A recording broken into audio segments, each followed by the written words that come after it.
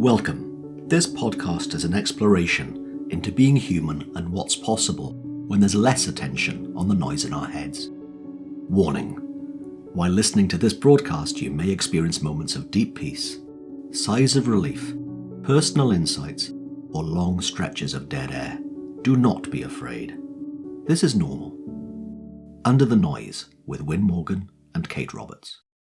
Welcome to this week's episode of Under the Noise with me, Wyn Morgan, and with... I'm Kate Roberts. Yes, you are. Good to see you again, Kate. Full disclosure. 5 minutes ago, Kate and I did not know what we were going to talk about. And that's not unusual when the two of us get together. Sometimes we've got a list of requests from people. Sometimes we've had some thoughts and some things that we've seen or questions we've had in our mind for a while. Not today. Until 5 minutes ago, when Kate had a thought. Kate, what was your thought?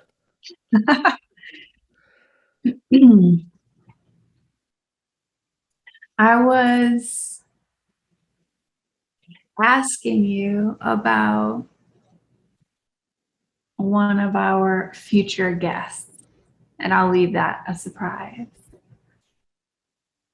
But you were talking about how this guest was referring to another one of the very famous people within this conversation, this three principles conversation. And he said, isn't it great to know that you don't have to be like him? And something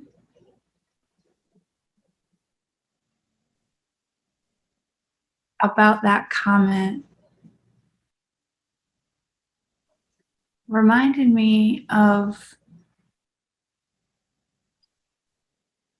I guess you would say it was an exploration that has been on my mind for a little while. Between what a lot of people in the principles, a lot of times they'll use the words the personal and the impersonal. And how those two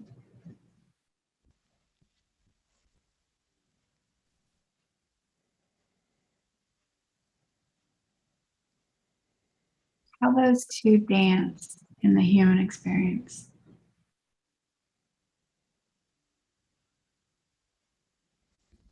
And I think there's a lot of people who, especially if they're coming from a place where the personal has felt a lot like struggle, is this desire to be free of the basically like the form, the personal, the human part of us, because that feels a lot like struggle. And so a lot of people, I think, start kind of a spiritual journey in this effort to be free of that. And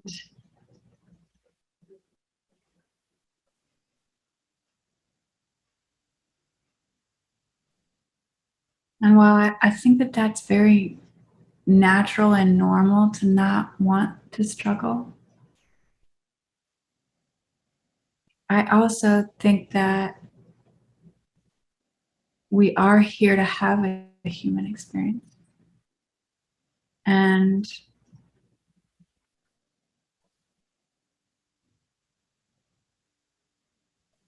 so I think that's for me where that exploration started, where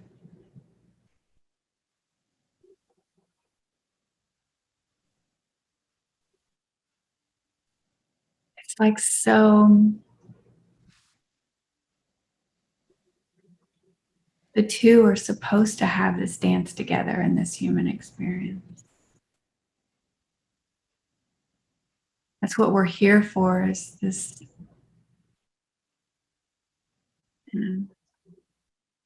spiritual being having a human experience. And if that is the case, then we take our very human experience and all the things that we've picked up along the way, that, you know, our sense of humor and our stories about life and the insights that we've gathered along the way that have led us to this moment. And how the intelligence that is who we are at our core, that makes up everything, how that meets all the things that we've picked up along the way, everything that makes us unique and special and completely different from every other human being, and how that intelligence shows up through all of that in our human experience and when we interact with other people.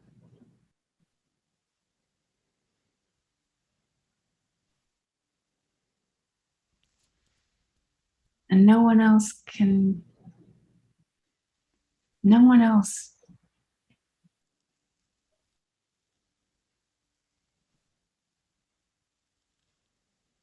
show up in that way like we can.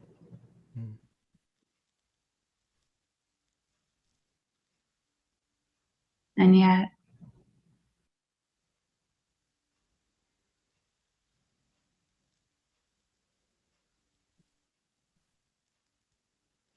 at a deeper level, we're all the same and we're all made up of the same intelligence.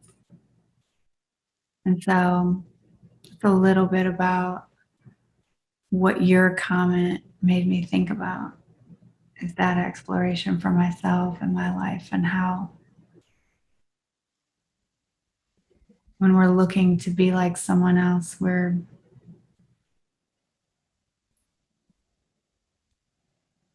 not quite seeing it. I don't know. What do you see about that one?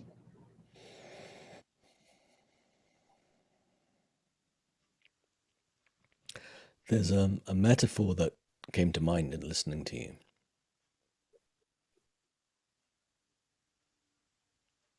which is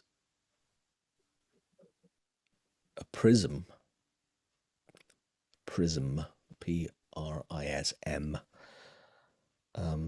splitting light into different colors.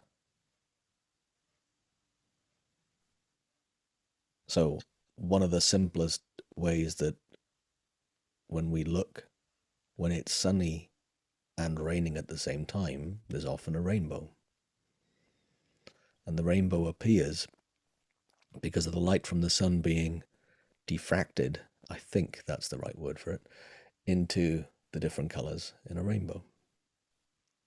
And that's what we as humans can see.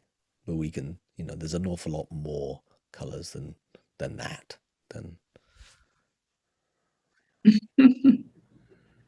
7 in a rainbow. I think one of them might have been made up for that one as well, to make it all work. But here's the point I'm going to make. If the energy behind all things and the intelligence behind all things is the pure light, then there's also the intelligence that is able to split that light into, right now, 7.9 billion fragments of humans. And that's just humans. I mean, who knows what animals think and plants think and fungi think? I don't know. I don't know if plants think. I kind of suspect they do, but don't send me off into some strange place if I'm the only one on Earth to think that. But apparently there is some consciousness that can be measured in families of trees, and certainly in fungi, and certainly in more than just the human beings as a species within the animal kingdom. But life itself being fragmented that way, and there'll never be another Kate Roberts. There'll never be another Wyn Morgan. Never was, never will be again. There's something miraculous in that. And something that I remember vividly in listening to what you said, the struggle. It's very easy to want to forget about ourselves when we don't like ourselves, or we think we're less than or not enough, or whatever other story we have about ourselves. And I know that very well, that at that point, when I had that quite fixed idea of myself, the best that I could do was not think about myself. I don't think that's really true anymore. I think the best of myself is to actually embrace exactly what you've just said, which is the apparent separate single flavor of Wyn, and absolutely embrace the what's behind me and everyone else is the same. But I really still am learning to savor my flavor and to actually feel blessed to have been in this form and in this story and in this time. Sometimes I find that difficult. And yet, right now, in the wonderment of how things work in the bigger picture, that's a shame. That's really a shame. I mean, that would be the same as denying one of the colors of a rainbow. And that makes no sense. It would make no sense for you to deny your color in the rainbow. It would make no sense for me to deny mine. And yet, I've done that and I still do. I know lots of other people who do that and are in the struggle of it. And it's kind of a shame. And I'm being quite soft with my language there. It's a big shame when we forget to embrace all of ourselves and forget the magnificence of all of ourselves, the miracle of what we are and how we're made and how well we're made. And I love remembering that because that brings me back home, away from the idea I might have about myself, the truth of myself, the truth of all of me, not the made-up version that I've made up of a part of me.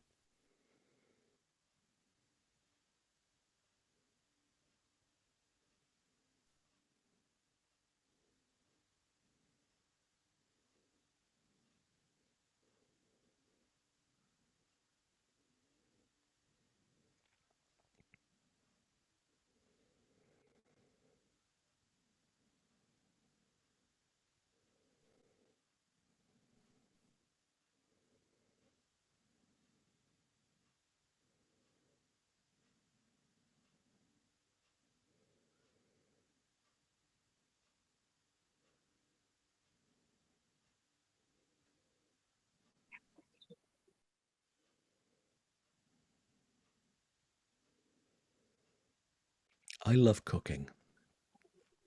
And I don't know, maybe a week or two ago, I made a dish I'd never made before. And the reason I made it, it really intrigued me when I watched and stumbled over somebody making this on YouTube.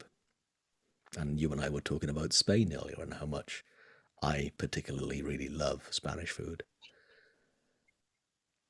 And it was a Spanish chickpea stew. And I was just intrigued by it. And especially the thickening agent, because it was three things that I wouldn't have thought of putting together as a way of thickening and enriching a stew, a vegetarian stew. And it was a fried egg, garlic, and stale bread. Each of them fried separately and crisped up a bit, and then in a pestle and mortar, pounded it until it becomes a paste. And then for the last few minutes, mix that into the stew while the stew's still hot, and then a couple of minutes later it's ready. And I thought, really? That works? And I've been raving about this chickpea stew. It's the best thing I've ever made for the first time in my entire life. I was like flabbergasted by it, its flavor and its texture. I was floored. Now, the reason that analogy and that metaphors come to my mind, I think, is because that's an example of all of the different elements that come together in one human. That, you take away the garlic in the thickener, it would be a different stew. Add more parsley, it would be a different stew. There's a uniqueness and a wonderment about every single one of us.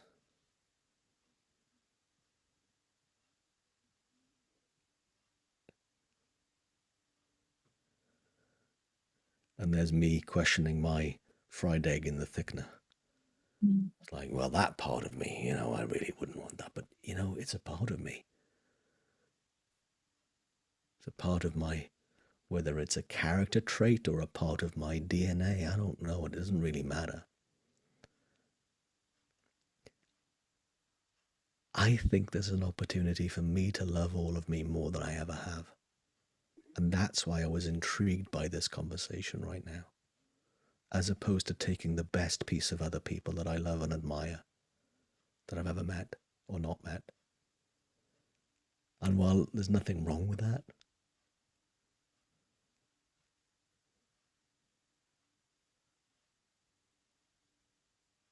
it's not what I'm made of.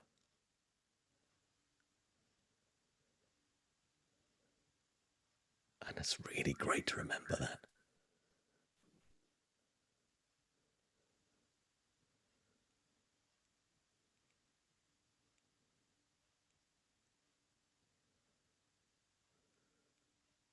And you said it a few minutes ago as well about there's no need to struggle between the two.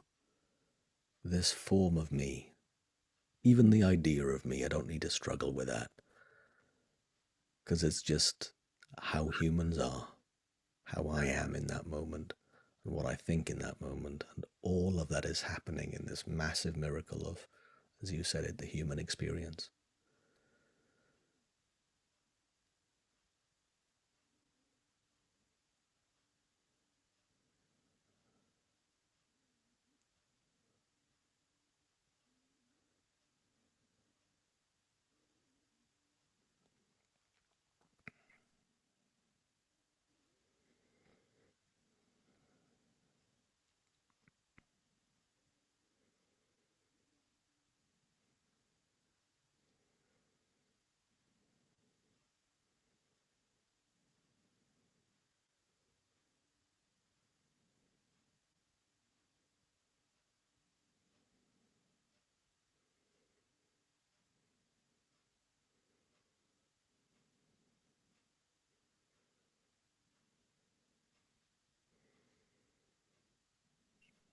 Sometimes I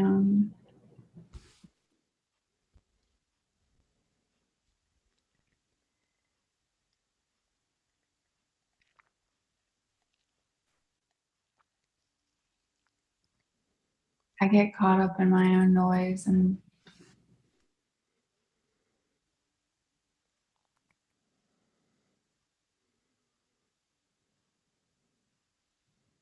basically play my old records about how I should be.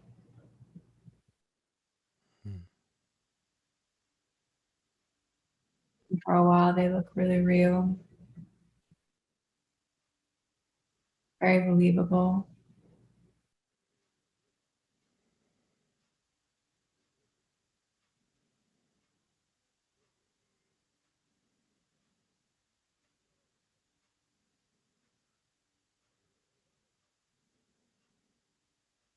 Should be further along. It's a good one.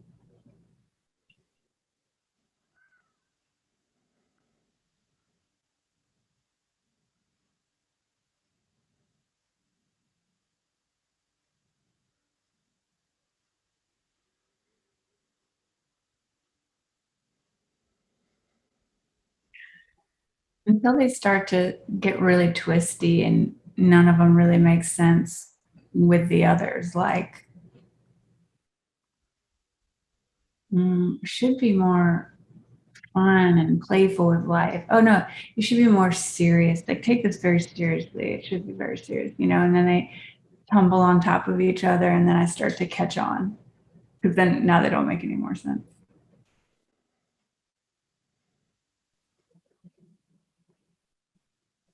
But when I find myself in moments under the noise of all of that, very human, personal thought,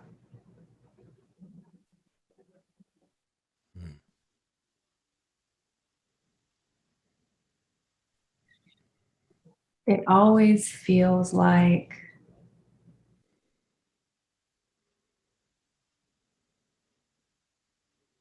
perfect timing and feels like I'm exactly where I'm supposed to be.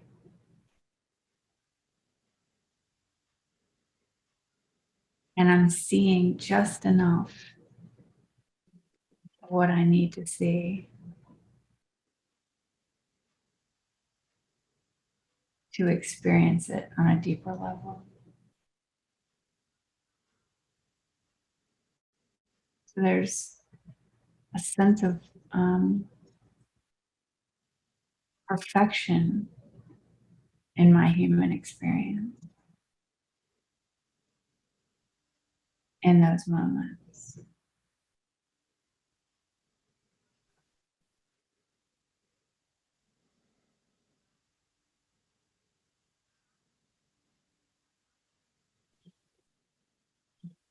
That the intellect and the personal thought just don't have that same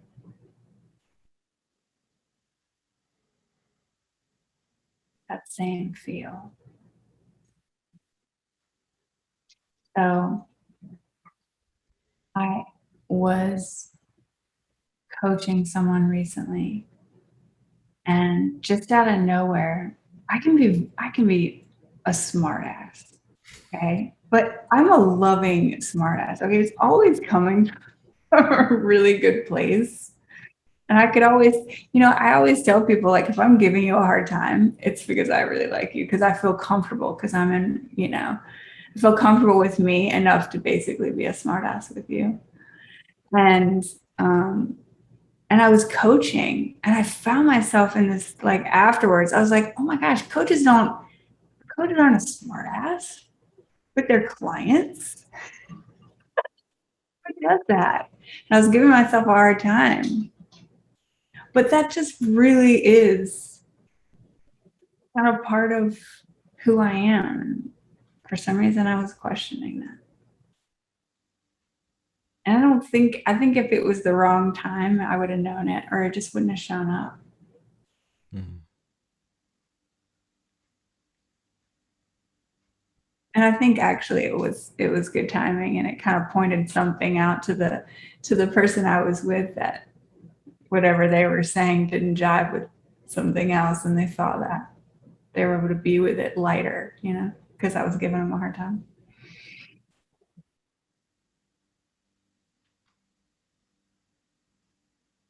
But then I got quiet on it, and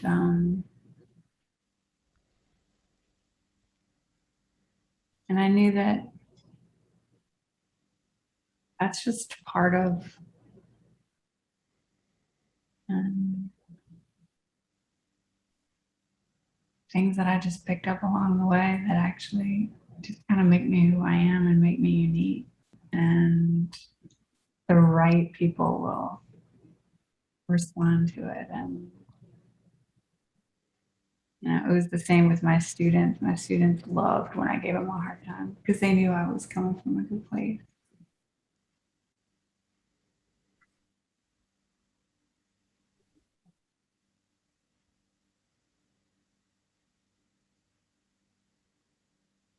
But that's just part of my humanness. But there was that intelligence coming through at the perfect moment too.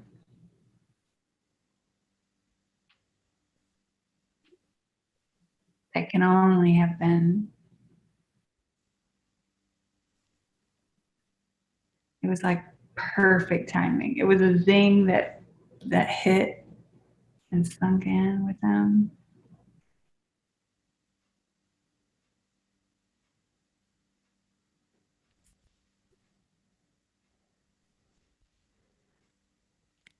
But it's only in my noise that I start to question them. Really.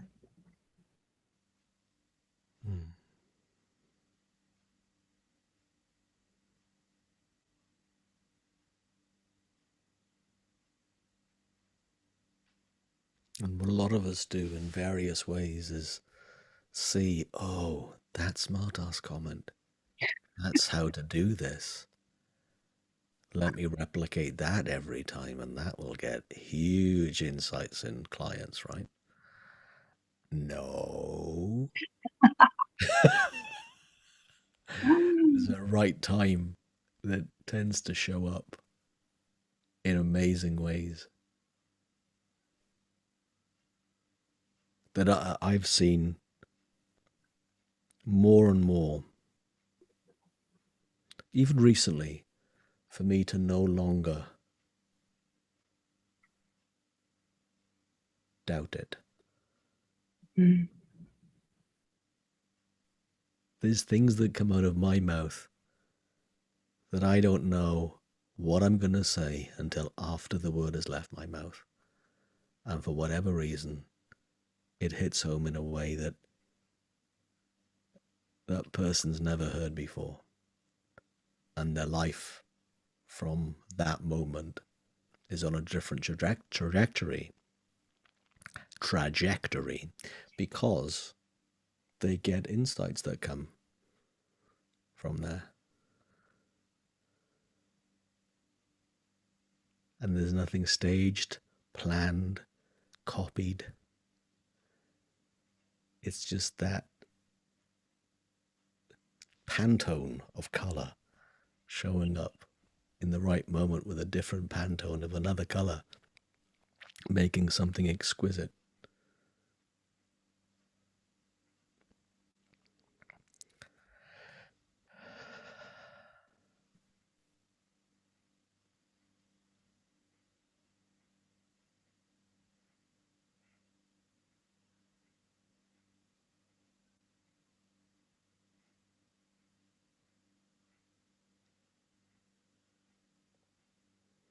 And in the realm of having a human experience and being of a spiritual nature, not either or both, then I've noticed that it's possible, in spite of what I thought for probably 45 years,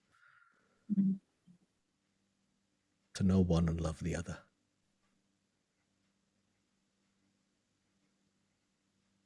And love one and know the other. And therefore,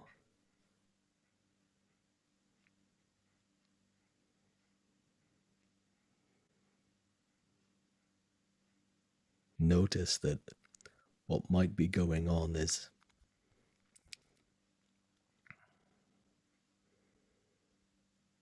this amazing expression of consciousness playing out and able to play out.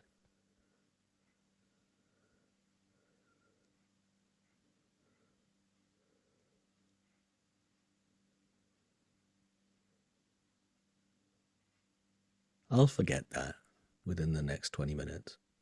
And I'll get back into a worry, or back into a regret, or back into something else. And that's a part of the being human bit. And yet, to the words that you said earlier, when I'm not in the noise and I'm under the noise,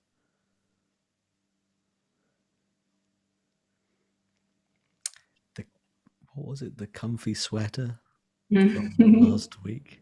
Yeah. Week before. Comfy sweater.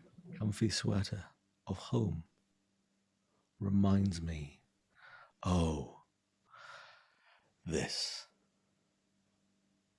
And then go play.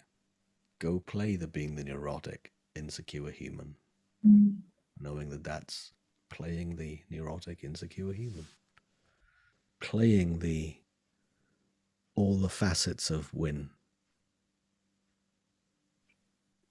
and experiencing all the facets of what that means. And then remembering again at some point, which I will, remember what's behind the scenes of all of it.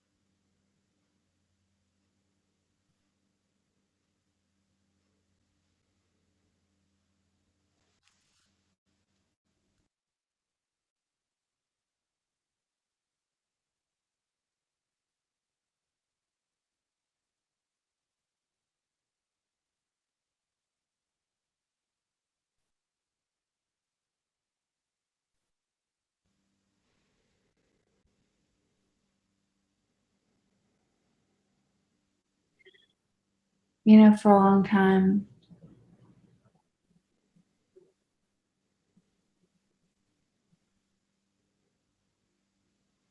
I would have told anyone who asked that I wasn't creative.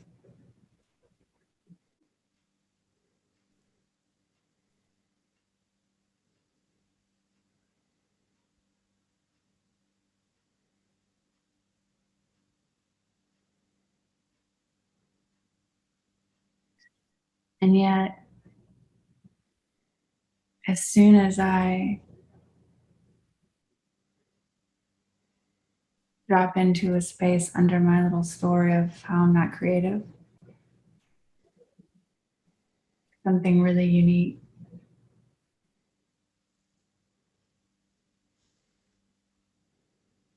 seems to show up from that space.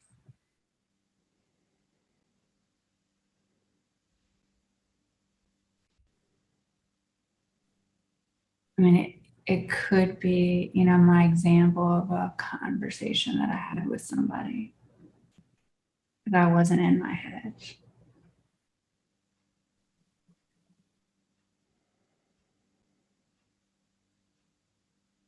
But it could also look like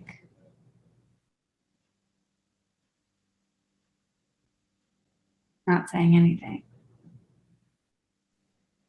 or something that I'm creating on video, or something that I'm writing, like a blog.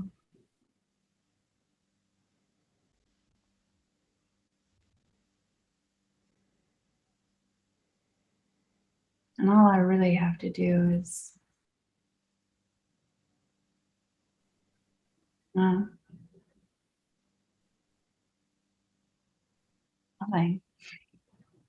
When it comes down to it,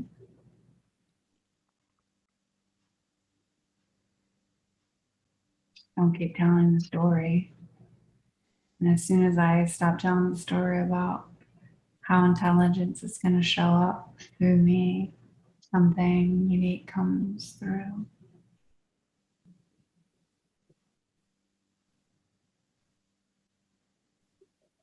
I'm not an artist yet, but it could be anything. It could be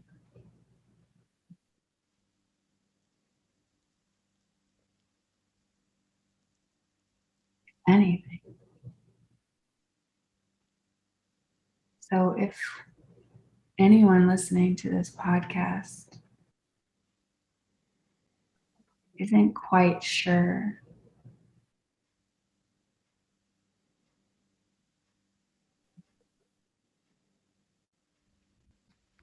what intelligence could do with your absolute uniqueness as a human being,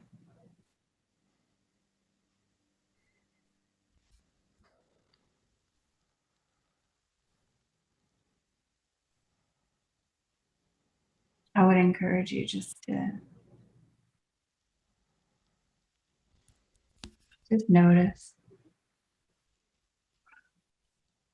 because it's always there.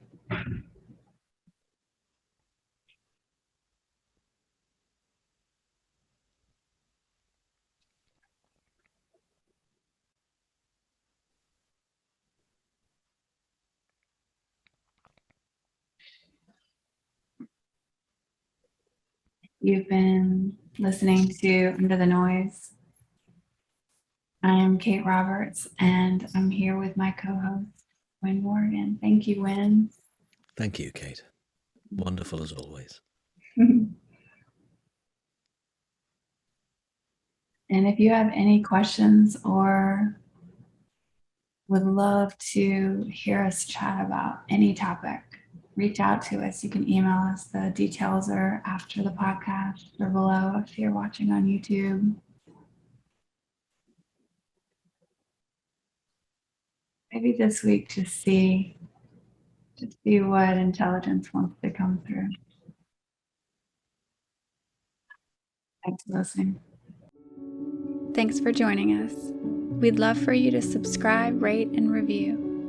If you have a topic or question that you'd like us to chat about, email Wyn or Kate at wyn@winning.co.uk and kate@katerobertscoaching.com. Until then, enjoy what's possible under the noise.